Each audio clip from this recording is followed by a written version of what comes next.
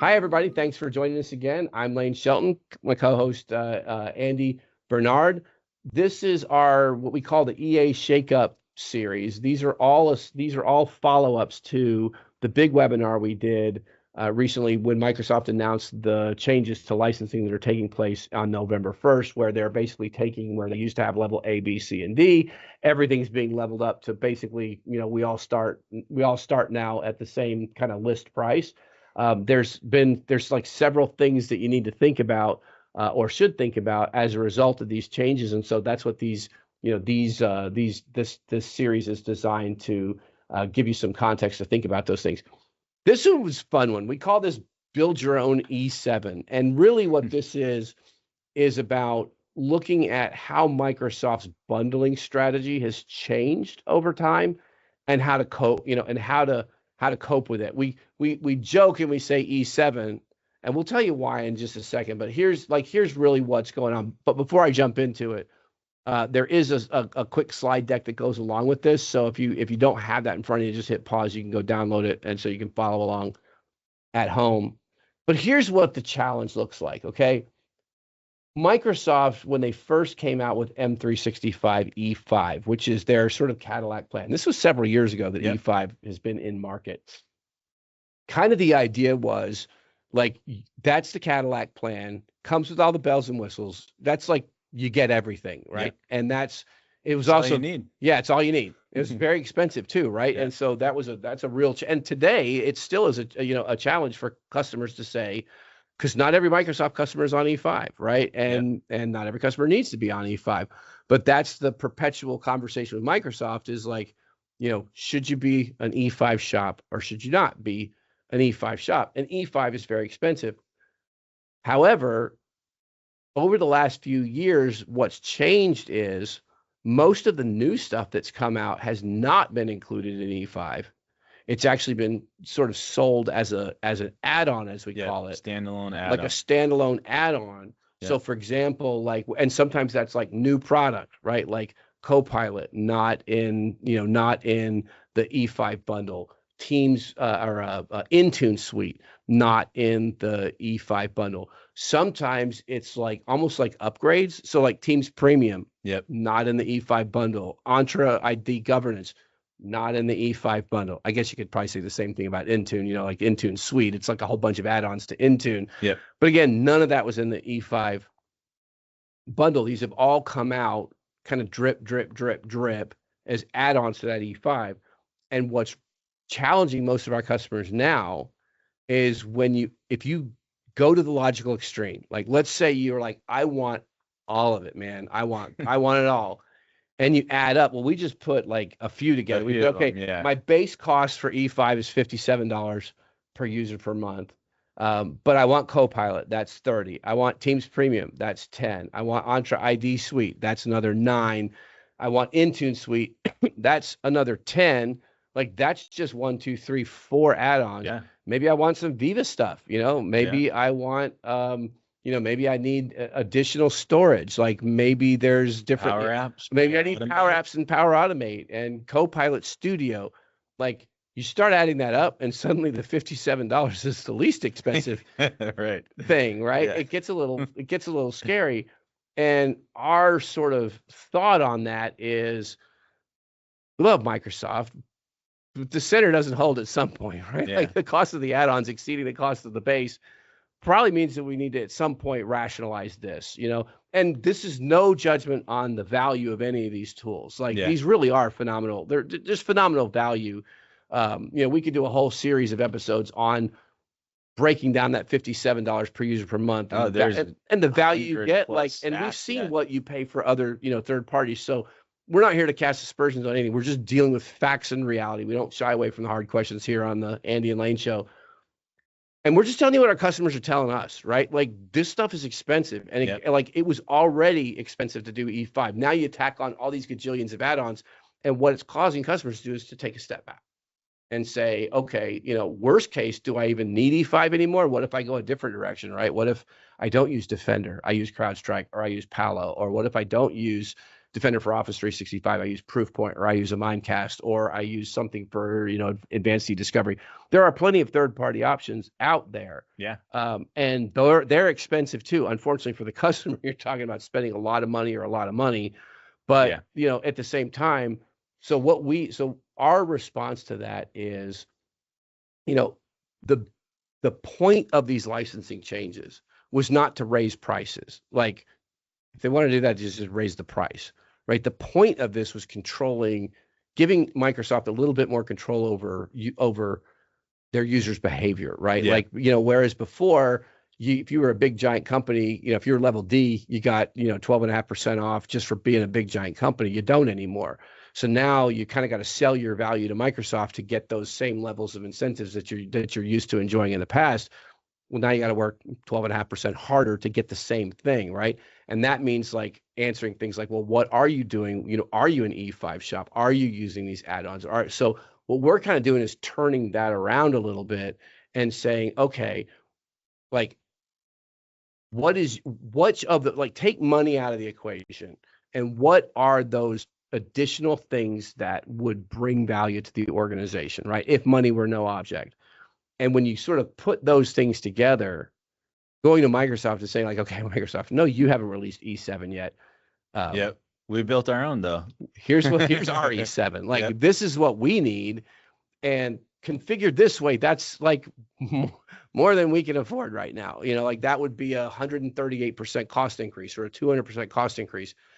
How do we figure out a way to enable us with this technology? Because one of the cool things about E5, expensive as it was, it gave you everything for all your users from day one. If you did it, if you took the plunge, all the switches, there were no dead switches, lights, and knobs on your console. Like, you could turn them all on. You didn't have to, but you could, right? Yep. And so if you decided, let's go Purview, there was no barrier for flipping the switch, right? So that did make it convenient to adopt the new technology. Fierce debate over whether it's worth it to do that for those reasons. Again, we're not here to cast, you're not here to make value judgments. We're just saying it's a ton of money to take the base license plus these add-ons. So if you add those up and then approach Microsoft and be like, this is what we could do with this technology if it was unfettered. Like, if we had some arrangement where this would work for us, that makes for a good story, I think, when you're going to engage Microsoft and start talking to them about what the next enterprise agreement, or you're talking about what the next CSP, whatever your next agreement looks like. What you want to do is clearly identify what those add-ons are, which ones would add value, and what's the end game, right?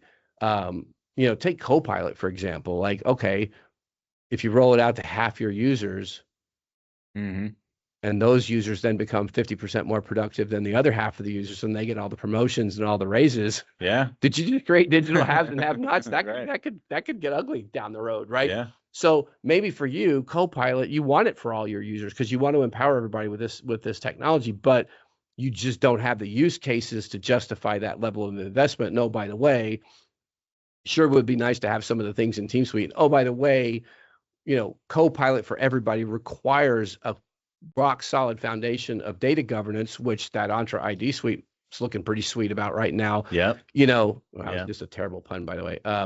But again, start adding those costs up times all users, and ouch, that's a big bill. So we don't know whether there's ever going to be an E7. Like, we think there has to be at some point. And the reason we say E7, not E6, is because historically Microsoft hates even numbers. We went from like, there used to be there was an E4 one. There's an E2. There was an E2 very early on, but they quickly eliminated E2 and E4, and they just went 1, 3, 5. So 7 is probably logically the next one. We did bring up E7 on the original webinar. We got a lot of questions about E7 being a thing. Yeah. It is not a thing yet. It's not a thing. We don't know if it's going to be a thing. But we suspect it has to at some point, or some facsimile thereof, where it's like, because Microsoft is releasing these powerful technologies that really do, that do enhance the stack. And I think what they want is their users to be fully bought in on all of this stuff. And right now, the biggest struggle is cost. Yeah. I'm a big car guy. Yeah. So this is like, you bought the car, and then you want rims and you want all this other accessory stuff. and then that ends up being more than the car. Yeah. It's like, yeah. Right. That makes Like, sense, wait a right? minute. Why does my car cost more than my Yeah. mortgage? Yeah. Yeah. Yeah. So, again, we don't shy away from the hard questions here, but the approach here, what we're talking about is the approach is to make your business case to Microsoft based on what what would be awesome for you, right? Because then it's kind of up to Microsoft to work out some way of of making that technology available. Maybe they will, maybe they won't, but the better you can articulate that business case. And that's why we like this kind of language of here's my E7, because it's like, here's my Cadillac plan. Like if money was no object for me, I would love to have all these things. That's a good business case to start from, right? And then one of the things that we like to use for that argument is our cloud matrix. Again, we talked about this briefly on the last one, but this is where we break down that E5 ecosystem into all of its parts. And we've assigned a value to each of those parts. So we can tell you with certainty based on what you're using and what your roadmap, what features you're using and what your roadmap looks like, what kind of value am I getting? Oh, I'm getting 44% value today. That's pretty low, but I've got these things on my, on my horizon that could get me to 85, 86%, and that's great for E5. But then throw in all the cost of the add-ons and suddenly now the value equation shifts dramatically, right? But starting with a cloud matrix to really understand where you're at and what your roadmap looks like, that's just a great place to get started to figure out, okay, what is my base license? What is my value from the base?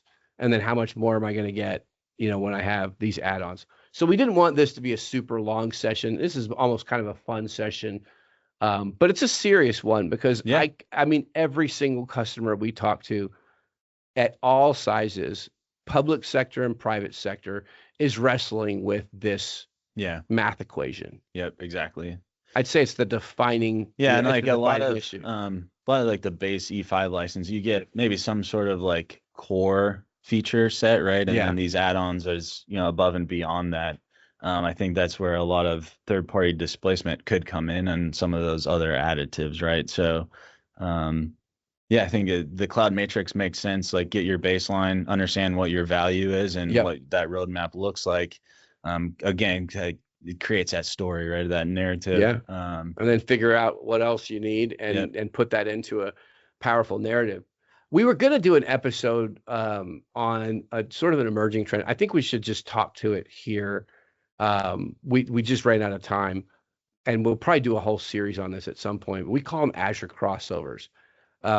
Just like add-ons sort of became a phenomenon, right? And then that phenomenon sort of accelerated, and we saw Teams Premium and Intune Suite and Entra ID Governance, and then Copilot and Copilot Studio, and one add-on after another. There's also another area which we call Azure crossovers, and that's where there's certain products that you can choose. Like there is a Power Apps option in your EA, right, where you can license per user. There's one the subscription, or do you want to buy it through Azure? Through Azure, which basically is per user per activation month, right? Where so if you have a user that only uses it 2 months out of the year, you'd pay for 2 months in Azure versus paying for the full year. The full year, right? But here's where it gets funny. Like most big customers have some kind of a commitment agreement with Microsoft on Azure. You've got these, what they call it MAC, the Microsoft, Microsoft Azure Commit to Consume, right? MAC, MACC. So you got your MAC, and that's got pricing and terms and all that stuff in it. And then you have your EA with pricing and terms. And if you got a choice to do it here or here, which is fine, that is a hard financial comparison to make. Because if you're paying by the month over here, well, then duration and time is a factor. But if you have much bigger incentives on that here than here, that could actually negate the time benefit to a certain extent. Like these are, and customers, it's new. And it's not just, and there's not just sort of either or. It can be both for sure. It can be both, but there's also things that are forced, like Fabric, right? Where you have to go into Azure. But then there's also supplements where the overage happens in Azure. Like there's a metered billing that is sold under the EA, communication credits would be a good one, right? Like Yeah. those, it used to be that you could buy communication credit licenses over here under your EA, right? And then they shifted it to where it just defaults to an Azure subscription. So communication credits, you can set up either a credit card or you can have it billed towards your EA. Yeah. But it's under, I thought it was under Azure though, right? Or no? Nope, it doesn't go through an Azure subscription. It would actually be an invoice on your EA, but they do have those. Like you go over, like I think I was gonna say the calling plans, but I would use communication credits. But yeah, they have options where it's like once you use there's capacity that you can buy the capacity you can buy it in unit volume under the EA, or you can have it usage based. Yeah. As an Azure meter. I think Copilot Studio is probably the best example, because you can buy a SKU, you get 25,000, they call it Copilot credits now instead of messages. Once you use that up, you could have a pay as you go option and pay, I think it's a penny per credit, and that would be the overage. So it's maybe cheaper for you, instead of buying another 25,000 pack, just to do the pay as you go overages. Right. So you can kind of mix and match there. And so there's Entra components that are in Azure. There's Purview components that are in Azure. There's MFA Power Automate. There's a lot of different options. I was talking to a customer last week. They're looking at Copilot Studio, separate tenant, and really it was evaluating, okay, do we want this for so many months on the 25,000 message pack or credit pack? And they're like, well, we're only going to have it for like 3 months. So I was like, okay, let's just go the pay as you go option. It gives you that flexibility to use what you want. At 25,000 credits, it's $250 versus $200. It's not a big difference, right? So they're like, if we use that, we lost $50. Not a big deal, right? But it was like very short term. They only need it for a little bit. So it gave that flexibility there.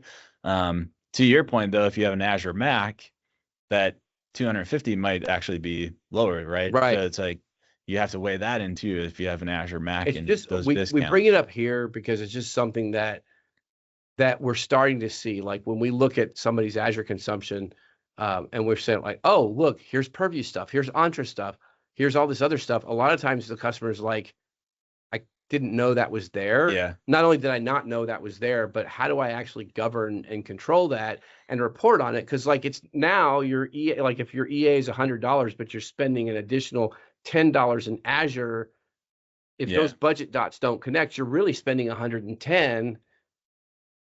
But some of it's over here, and as those two worlds sort of bleed together, there needs to be some kind of like governance in place so that you know that your costs over here don't cause this cost to overrun. So we're still kind of working through like the thought process behind it and what governance would look like, but it's becoming more and more prevalent as so it's not just add-ons to the licenses, but now there's consumption-based add-ons in the Azure universe that you have to take into effect. And I do see quite often too, and once you start getting into the Azure side of it, maybe the increases are going up over here, and then we kind of forgot about our old entitlements that we had, like the user license over here, and now maybe we start getting into double paying for some users. So kind of tricky once you start getting into those crossovers. I think one of the things we're thinking of doing is a follow-up series where we just really get into, okay, here's Entra, here's Purview, like really kind of go through and take our time going through it to kind of help you build out a framework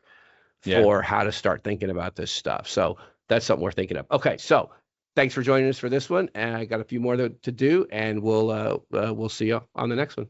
Yep. Thanks, guys.